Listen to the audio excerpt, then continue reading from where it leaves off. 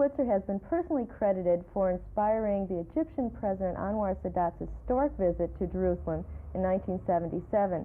Currently, Wolf Blitzer is the Washington bureau chief for the Jerusalem Post and contributes to a long list of international publications and newspapers, and also appears regularly on television for news programs. When I last interviewed Wolf, that was about a year and a half ago, I asked him, what are you going to do with all this accumulated information? Are you going to put it in a book, perhaps? He's had a long history of working with the inner circles of the Washington State Department and Israel. He says, as a matter of fact, Oxford Press is going to publish my book, Between Washington and Jerusalem, a Reporter's Notebook. And I'm pleased to introduce to you today Wolf Blitzer, who wrote that book, Sadat's Inspiration, and the author of the book, Wolf Blitzer. Welcome.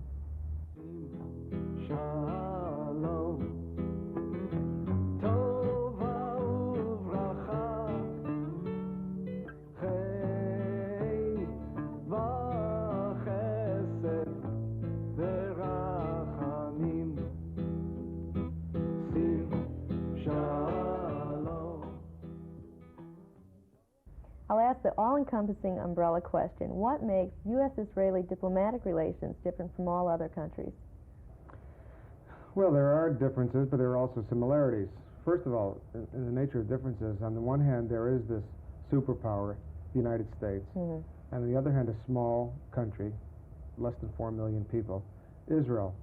And yet they have forged this very dynamic relationship that I don't really think is like any other relationship that the United States has with other countries in the world. If you take a look at the components of the relationship, I think it is fair to say, although it is widely repeated, that this is a special relationship and it's a very unique relationship. The fact that the United States has supported Israel so dramatically over the years out of moral considerations. Israel, after all, was born out of the ashes of the Holocaust, out of domestic political considerations. Israel, unlike many other countries, has a strong reservoir of domestic political support here in the United States, and also out of strategic reasons. Israel today, 37 years into its independence, almost 38 years, has emerged as probably the most powerful military force in the Eastern Mediterranean. But on the other hand, they spend, what, 25% of their budget on defense, which is really a bone of contention, too. Well, it's not a bone of contention so much as it is it's a tremendous drain on Israel's limited resources. But in that part of the world, the Middle East, if you don't have a strong defense, you're simply not going to survive. So, yes, Israel does spend a great deal of its limited resources for defense, but it really has no alternative. Is there anything the United States can change as far as decreasing the level of defense spending in Israel? I think the Reagan administration wants Israel to decrease the level of its defense spending. Indeed, in Washington the other day, the defense minister of Israel, Yitzhak Rabin, met with Secretary of State Schultz and Secretary of Defense Weinberger, and they both went out of their way to praise Israel's handling of its economic crisis, and neither one of them suggested that Israel undertake any cutbacks in defense spending. They did, Schultz over many months has been proposing all sorts of economic reforms and trying to gear up the Israeli economy to a more productive level. But I don't think they want any defense cuts in Israel, because they recognize Israel's peculiar defense problems. Well, we touched upon military aid and financial aid. I believe you write in your book that Israel is the largest recipient of military aid, and they receive about, in the last 4 years, $9.5 billion. That accounts for 27% of the United States foreign aid program. How much of that assistance is contingent upon Israel adopting the same political ideologies as the United States? Well, all of these things are related, of course, but there is no brutal, direct pressure in the sense that if you don't do this, we are going to stop giving you aid. It's much more subtle, certainly, and the fact of the matter is that every Israeli government, whether labor-led or Likud-led or jointly led, is always very well aware of the fact that Israel is increasingly isolated internationally and has become, over the years, very dependent on the United States for economic, military, and diplomatic support. And as a result, every Israeli government will always want to be on as close a relationship with the United States as possible, and will always try to accommodate U.S. interests. They won't always do whatever the United States says, because Israel, after all, is a sovereign, independent country, which in the end has to make up its own mind. But I can assure you, and I've discussed this with all of Israel's leaders over the past 15 years, that they will always very actively factor into their decision-making process the U.S. interest. Whenever they do anything that's controversial, when they bomb, let's say, an Iraqi nuclear reactor at Osirak, as they did in June of '81, or when they bomb PLO headquarters in Tunisia only a few months ago, or when they go ahead and annex the Golan Heights, or even when they invaded Lebanon in the summer of '82. Before they did those things, they always called in the chief of the intelligence services and the top experts on the United States to say, well, how do you think Washington will react?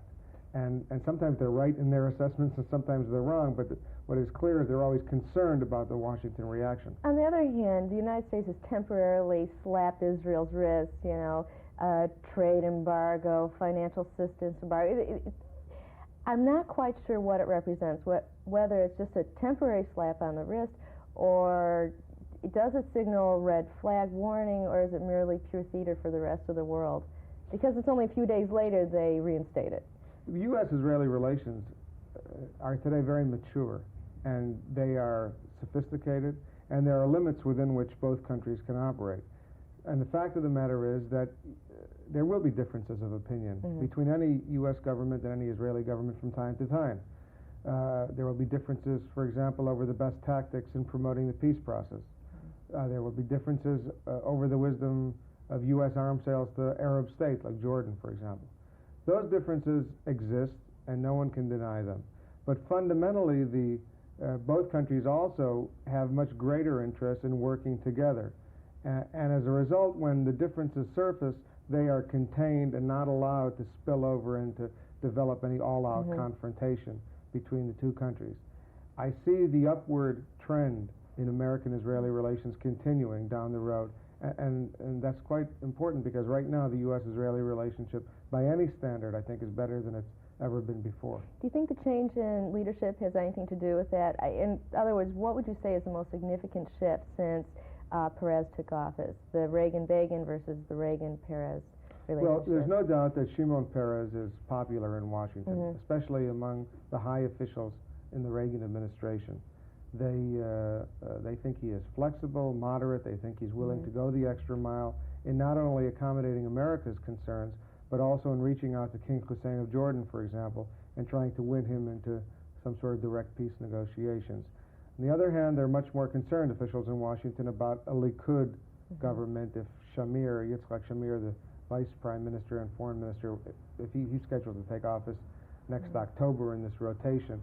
There is concern that perhaps Israel's maneuverability would be more limited. But under Peres's leadership this past year, U.S.-Israeli relations have dramatically improved. I'm not suggesting that there would be an all-out crunch or confrontation if Likud comes back to power by any means. I think there will be some greater problems probably, but at the same time I think Likud, which was in business for 7 years, first under Menachem Begin and then under Yitzhak Shamir, during that period there were some strains, but the relationship continued basically to get stronger all the time despite those strains. Lately we've been reading in the newspapers headliners that Peres calls for peace. This is clearly a departure from the attacks in the press that Israel's attacked one army base that usually make front page headlines. Are we starting to see a shift in the media vis-a-vis Israel? I think the media, yes, there's been a shift to a certain degree, especially from some of the real negative stories that surfaced in the summer of '82 during the war in Lebanon. There was a lot of angry reporting about Israel at that time, and commentaries were quite critical. But that's part of the reason. The other part, of course, is that Peres is much more sensitive, I think, to U.S. public opinion and is trying to present as flexible and as moderate and as forthcoming an image as possible. This, by the way, is getting him into some trouble back home because while it's nice to be well-liked by editorial writers in the New York Times or the Chicago Tribune or the Los Angeles Times or whatever, at the same time there are many people in Israel who are concerned that maybe he's giving away the store and he's going too far and dangerously risking Israel's security only to be popular in the United States. And in the end, of course, there are these conflicting public opinions. What's happening in the United States and how things play in Israel are bound to have an impact on a politician. Any Israeli politician is always going to be more concerned about his image in Petah Tikva rather than in Peoria.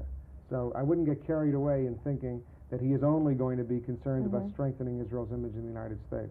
But that's pretty important to him, too, to keep that... Look, Israel is very dependent on the United States, and no one understands this more than Shimon Peres, who in an earlier capacity was the defense minister of Israel in the 50s and the 60s, a top aide to David Ben-Gurion, and he helped really build the IDF, the Israel Defense Forces.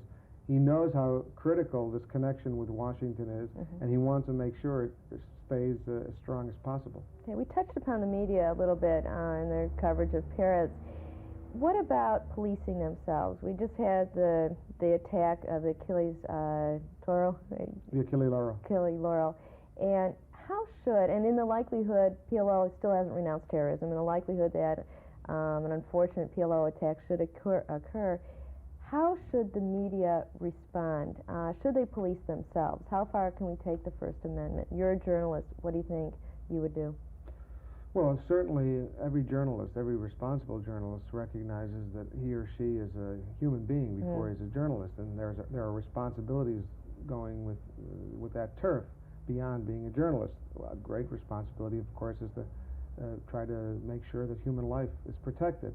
And I don't think any responsible journalist would ever knowingly endanger someone's life simply for a story. And there have been many cases over the years when journalists have voluntarily suppressed information or stories because human life was at stake. I'll give you an example. During the hostage crisis in Tehran several years ago, all of the journalists, American journalists, knew that some American diplomats were secretly hiding at the Canadian embassy then in Tehran, but didn't report this because this would have endangered those American diplomats. There are other times when American journalists were privy to information that hostages who have since been released may have been indeed U.S. military personnel or intelligence officials. But knowing that those kinds of revelations would clearly endanger those hostages, the reporters did not release that information. I'm not saying the reporters are perfect. What about the hijacking, though, that occurred this last summer? There's always going to be some conflict between journalists who want to report the news, which is their job, and law enforcement personnel and politicians who very often want to suppress this kind of information. And there will be a delicate tightrope that journalists will have to walk, and sometimes they'll do a good job, sometimes they won't. But I think all of us are learning more about these things all of the time. We're becoming much more sensitive to the ramifications of our reportage, and as a result, I think we'll get better, but I'm not saying by any means we're perfect. As you know, there's a sensitive balance between the United States and the Arab world. In the event another terrorist attack occurs, how should the United States respond, and how would they respond? Well, my own personal feeling is that the United States has to respond decisively and firmly and try to dissuade terrorists as much as possible from undertaking these types of crimes. And occasionally that will result in preemptive strikes if the U.S. has good advance intelligence, knowing that some sort of crime is about to be planned or carried out. The United States has a responsibility, I think, to try to prevent that from occurring. If that isn't possible, if an incident, of course, develops, then I think it's incumbent upon the United States, as any other country, to try to get out of that particular crisis in as quick a way as possible with as little loss of life. But I think in the aftermath of these incidents, the United States has to be very firm and go after those people responsible, and even to retaliate to the point that there may occasionally be innocent lives lost. But if the United States just simply turns the other cheek repeatedly, in the end, a lot more life is going to be lost, because this will merely perpetuate the cycle and in the end promote terrorism. Well, they received a lot of criticism for their inactivity in that last incident. How does the United States maintain a balance between keeping their close ties with Israel and developing ties with the Arab world? Well, some American presidents have been better at this than others. And yes, the U.S. does have a dual-pronged objective in the Middle East, as you stated. to strengthen and maintain ties with Israel, because Israel's a close friend and ally. At the same time, to reach out to the Arab world, where the United States also has important economic, military, and political interests. And sometimes it's not that easy balancing these two. But I think increasingly the United States has become more sophisticated in this approach, recognizing these sometimes conflicting interests. And I think the Arabs themselves, at least the more moderate Arab states, have come to recognize that the U.S. is not going to abandon Israel, that Israel is a permanent fact of life with a strong support of the United States, and that perhaps if they do want to resolve this Arab-Israeli conflict, they will have to come to some sort of terms. The late president of Egypt, Anwar Sadat, moved away from the Soviet Union in '72 by expelling thousands of Soviet technicians and advisors, began moving slowly towards the U.S. camp.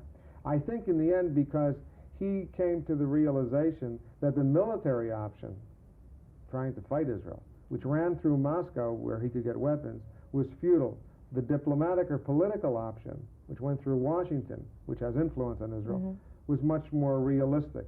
And so, to a certain degree, the strong U.S. connection with Israel may even promote those in the Arab world who want to work through the United States. Well, it's interesting you brought that up. Do you think the Soviet Union is loosening its grasp of the Arab world?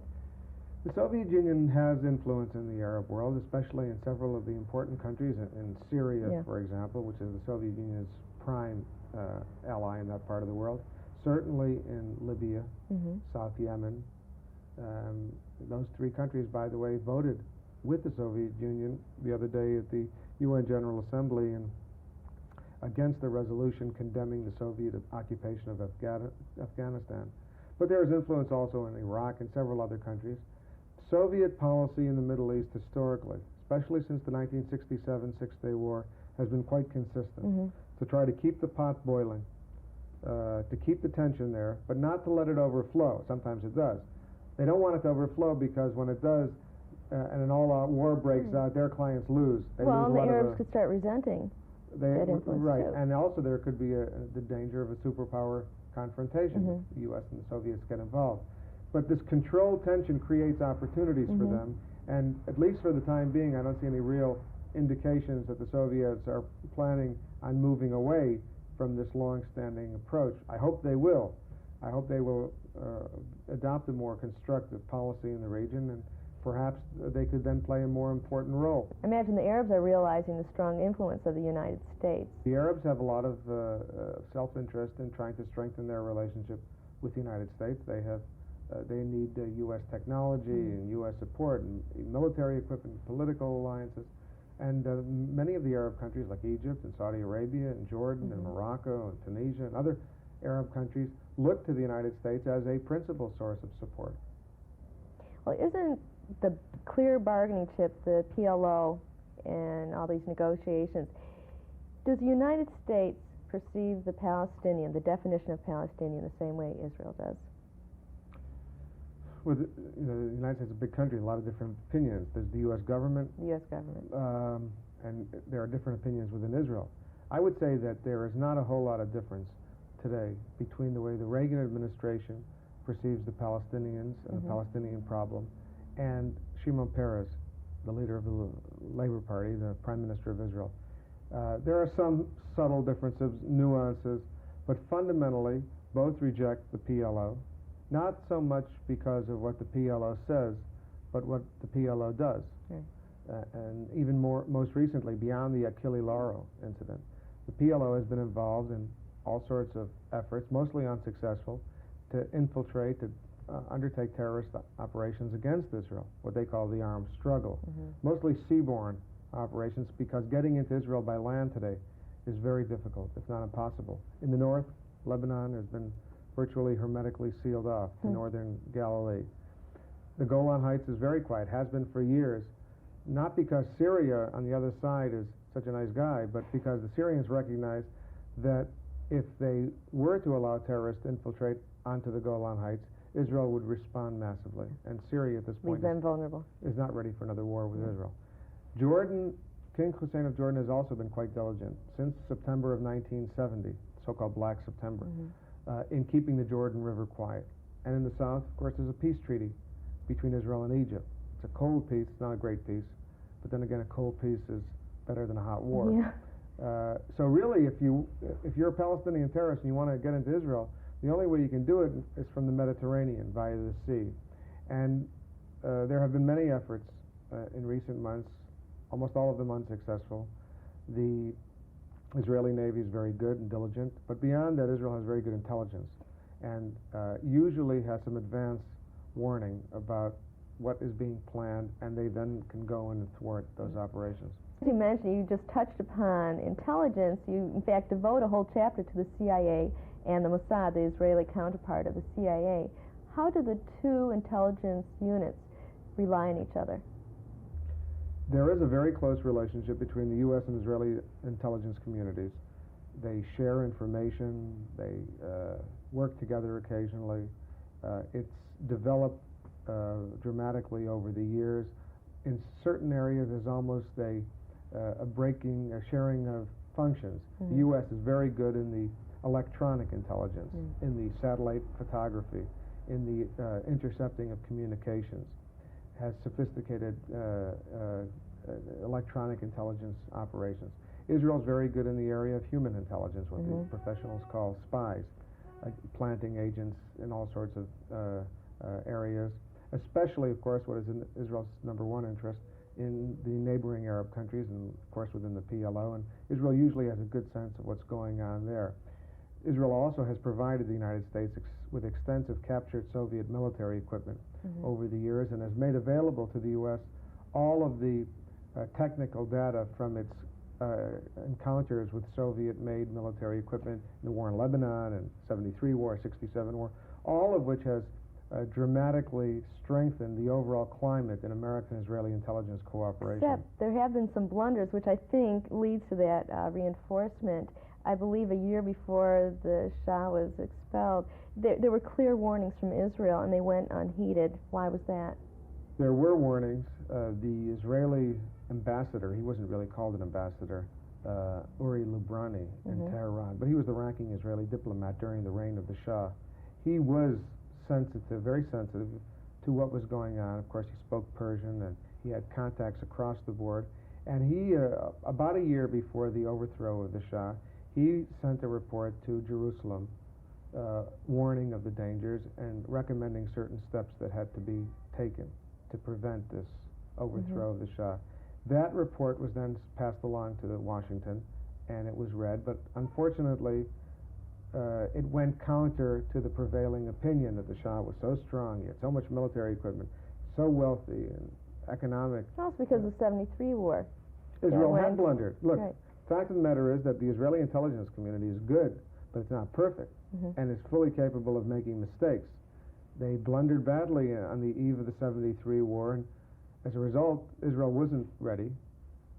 During the 3 weeks of that war, after Israel regrouped, during that period, 2,500 Israeli soldiers were killed, and thousands of others were injured because of that blunder.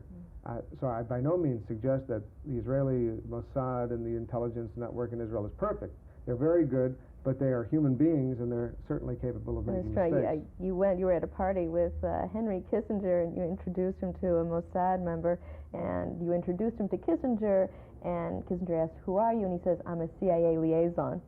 Well, Kissinger would obviously be privy to when he was Secretary of State. I remember that party, and I was standing there talking to Kissinger, and the Mossad station chief at the Israeli embassy in Washington, who is the liaison to the CIA, and he is one of the channels that they use to communicate back and forth. He was there, and he walked up, and he asked me to introduce him. I knew who he was. He asked me to introduce him to Kissinger, and I said, meet Mr. X. And Kissinger asked him, "Well, what do you do?" And he said, "Oh, I'm the liaison to the CIA." And so they got into a little conversation. But on second thought, it should not have been all that surprising that he would openly acknowledge to Kissinger who he was, since Kissinger probably knew in any case. I'm glad you mentioned Kissinger. You devote a whole chapter to him. It starts on page 202. The former Secretary of State under Ford and under Nixon, he really was responsible for starting massive financial aid to Israel, I believe about $2 billion, with the blessings of former President Nixon.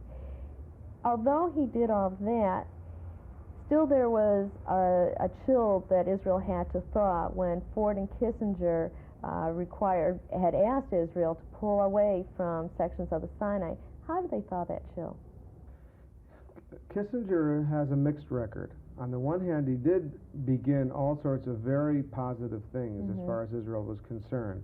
The large-scale U.S. aid packages for Israel began in the aftermath of the 73 war, when Kissinger was the National Security Council advisor and the Secretary of State, and they have continued more or less intact ever since.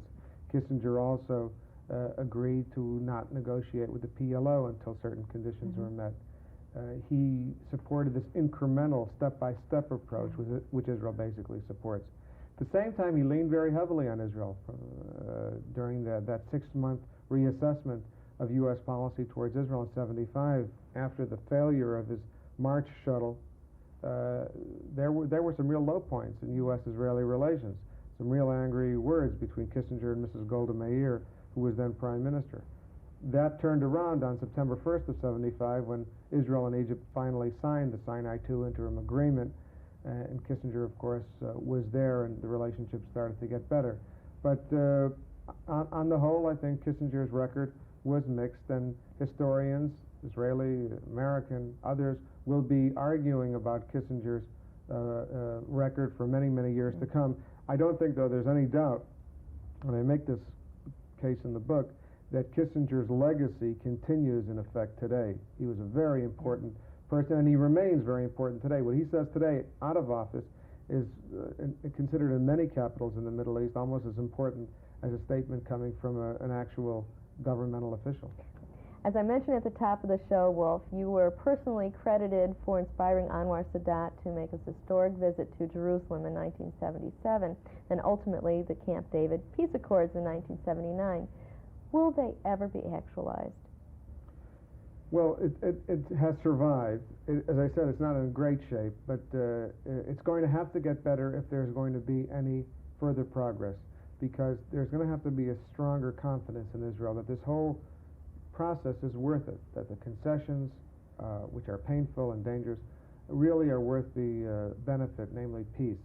And if there's going to be any further progress, the cornerstone, strong Israeli-Egyptian relationship, is going to have to be solidified. And so I say I'm hoping it will happen, and I'm by no means confident, because there are plenty of problems in Egypt. There's an increasing rise of Islamic fundamentalism and economic turmoil, but hopefully in the end cooler heads will prevail all around. Well, it was really a pleasure having you back here in Chicago. We look forward to the next book.